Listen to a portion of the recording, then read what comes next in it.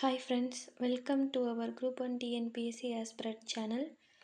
2012 இருந்து 2025 வரையும் கேட்கப்பட்ட ஜிஎஸ் கொஷின்ஸ் மேக்ஸ் கொஷின் இல்லாமல் டெய்லி 10 கொஷின் அனலைசிஸ் பண்ணலாம். வாங்க வீடியோக்குள்ளே போகலாம். பென் அண்ட் பேப்பர் ரெடியாக வச்சுக்கோங்க. ஃபர்ஸ்ட் கொஷின், கண்ட மேலோடு 3 அடுக்கமைவுகள் மேலிருந்து கீழாக. படிவங்கள், கிரானைட் அடுக்கு, பசால்ட் அடுக்கு. அதுக்கு ஆன்சர் ஆப்ஷன் ஏ தான். லைனாக வரிசையாக தான் இருக்குது. படிவங்கள்னால் மேல்புற அடுக்கு, புவியோடைய மேல்புற அடுக்கு. இது வந்து அடர்த்தி குறைவாக இருக்கும், லேசான அடுக்கு. அடுத்தது கிரானைட் அடுக்கு. கிரானைட் அடுக்கு இது சிலிக்கா மற்றும் அலுமினியத்தால் ஆன அடுக்கு இது. அதனால் இதை வந்து நம்ம சியால் அடுக்குன்னு சொல்கிறோம். அடுத்தது பசால்ட் அடுக்கு. சிலிக்காவும் மெக்னீஷியத்தால் ஆன அடுக்கு. இதை வந்து சிமா அடுக்குன்னு சொல்கிறோம். அடுத்த கொஷின் போகலாம். நெடுஞ்சாலை எண் 7 கன்னியாகுமரியை இணைக்கும் நகரம். இது வந்து பழைய கொஷின்றனால ஆன்சர் வந்து வாரணாசி. நேஷ்னல் ஹைவே 7 வந்து இப்போது நேஷ்னல் ஹைவே 44 மாறிடுச்சு. அதாவது மேலே காஷ்மீர்லேருந்து டெல்லி பகுதி வழியாக வந்து கன்னியாகுமரிக்கு போகும். NH 44. டெல்லி பற்றி பார்க்கலாம். இது இந்தியாவுடைய தலைநகரம். யமுனை நதிக்கரையில் இந்த டெல்லி அமைஞ்சிருக்கும். அது மட்டும் இல்லாமல் இந்தியாவில் இருக்கக்கூடிய முக்கிய நகரங்களை இணைக்கும் தங்க நாற்கர சாலை திட்டத்தின் வடக்கு முனை எதுன்னு கேட்டிங்கன்னா டெல்லி தான். அடுத்தது ஆப்ஷன் பி, வைகை நதி கரையில் வந்து மதுரை அமைஞ்சிருக்கும். மிக பழமையான கலாச்சார தலைநகரம் எதுனா மதுரை தான். அடுத்தது ஆப்ஷன் சி, இது தமிழ்நாட்டுடைய தலைநகரம். இந்தியாவுடைய மிகப்பெரிய செயற்கை துறைமுகத்தில் ஒன்று எதுனா இந்த சென்னை தான். அடுத்தது ஆசியாவிலேயே மிகப்பெரிய பேருந்து நிலையம் ஒன்று எதுனா இந்த சென்னையில் இருக்கிற கோயம்பேடு பேருந்து நிலையம் தான். அடுத்தது வாரணாசி பார்த்திங்கன்னா யூபியில் இருக்கும், உத்தரப்பிரதேசில் இருக்கும், கங்கை நதிக்கரையில் அமைஞ்சிருக்கும். இது ஒரு ஆன்மீக நகரம்னு சொல்லுவாங்க. அடுத்த கொஷின் போகலாம். தமிழ்நாட்டில் ஆரியன்காக் கணவாயின் அமைவிடம். இதுக்கு ஆன்சர் ஆப்ஷன் சி, அகத்தியர் மலை. இந்த ஆரியன்காக் கணவாய் எங்கே இருக்குன்னா கேரளா கொல்லம் டிஸ்ட்ரிக்ட்லேயும் தமிழ்நாட்டுடைய தென்காசி டிஸ்ட்ரிக்டையும் வந்து இணைக்கக்கூடிய இடத்துல இருக்கும். இதே கொடைக்கானல் மலை பார்த்திங்கன்னா ஆப்ஷன் ஏ பார்க்கலாம். கொடைக்கானல் மலை இது மலைகளின் இளவரசி அப்படின்னு சொல்லிட்டு அழைக்கப்படுது. 12 வருஷத்துக்கு ஒரு முறை பூக்கக்கூடிய குறிஞ்சிப்பூ வந்து இங்கே தான் இருக்குது. இது திண்டுக்கல் டிஸ்ட்ரிக்டில் பழனி மலை தொடரில் வந்து அமைஞ்சிருக்கும். ஊட்டி பார்த்திங்கன்னா மலைகளின் ராணி. மலைகளின் இளவரசின்னு கொடைக்கானல். ஊட்டி பார்த்திங்கன்னா மலைகளின் ராணி. இது ஒரு எக்ஸ்ட்ரா இது. அடுத்த ஆப்ஷன் வருசநாடு மலை.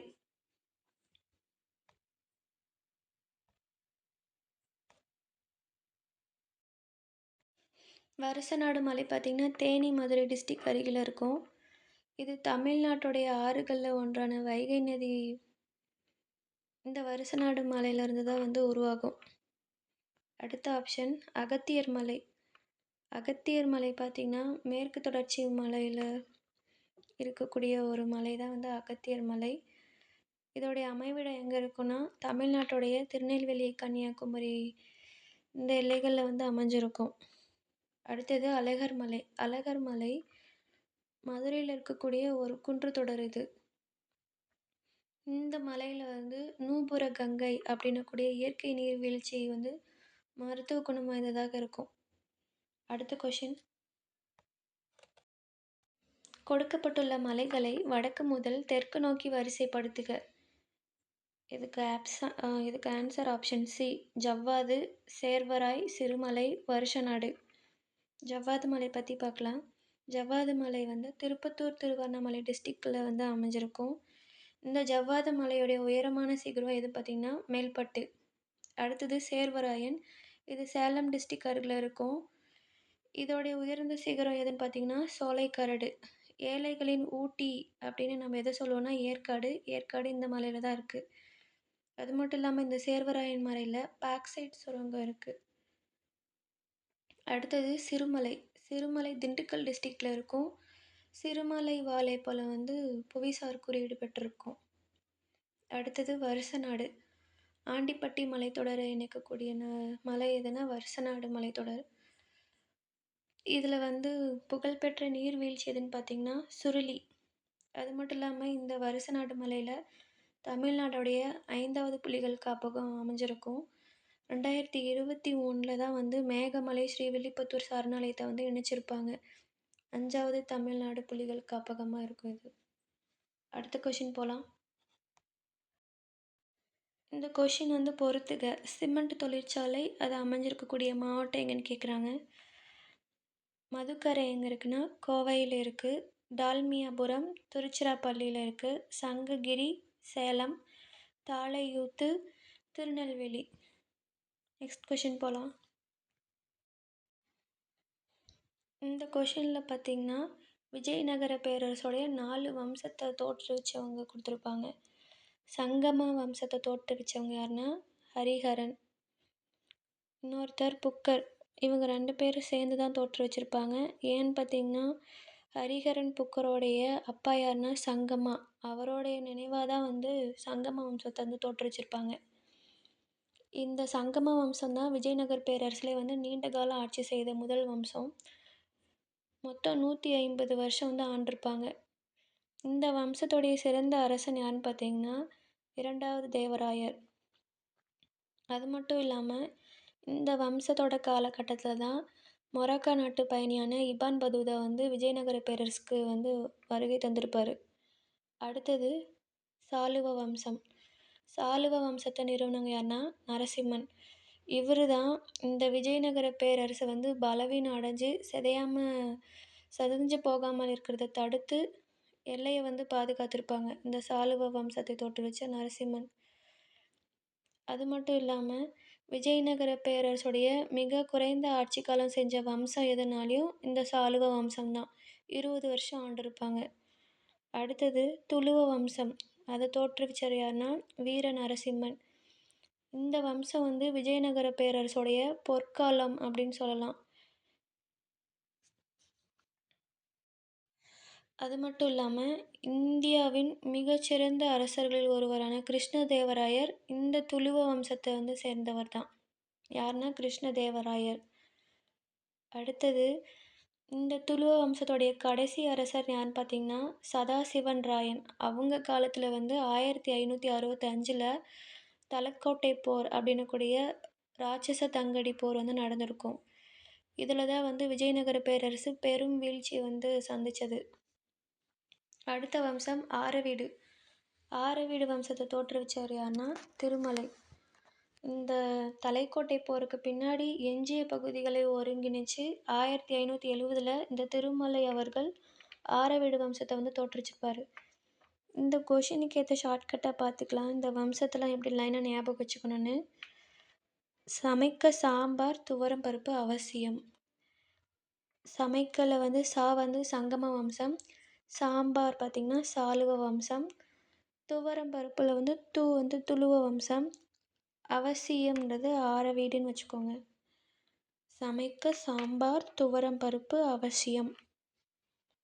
நெக்ஸ்ட் கொஷின் போகலாம். ஜனதா கட்சியை நிறுவியவர் யார்? இதுக்கு answer option C Jayaprakash Narayanan. Option A Kanshiram பார்த்திங்கன்னா 1984 பகுஜன் கட்சி தோற்றுவிச்சிருப்பார். இந்த கட்சி வந்து ஒரு தேசிய கட்சி. இந்த கட்சி எதுக்காக தோற்றுவிக்கப்பட்டதுன்னா இந்தியாவில் இருக்கக்கூடிய ஒடுக்கப்பட்ட மக்களுடைய நலனுக்காக தோற்றுவிக்கப்பட்டது தான் பகுஜன் கட்சி. அடுத்தது ஆப்ஷன் பி அம்பேத்கர். இவர் 1936 சுதந்திர தொழிலாளர் கட்சியை வந்து தோற்றுவிச்சிருப்பார். அடுத்தது ஆப்ஷன் சி ஜெயப்பிரகாஷ் நாராயணன். இவர் வந்து சுருக்கமாக ஜேபின்னு சொல்லுவோம்.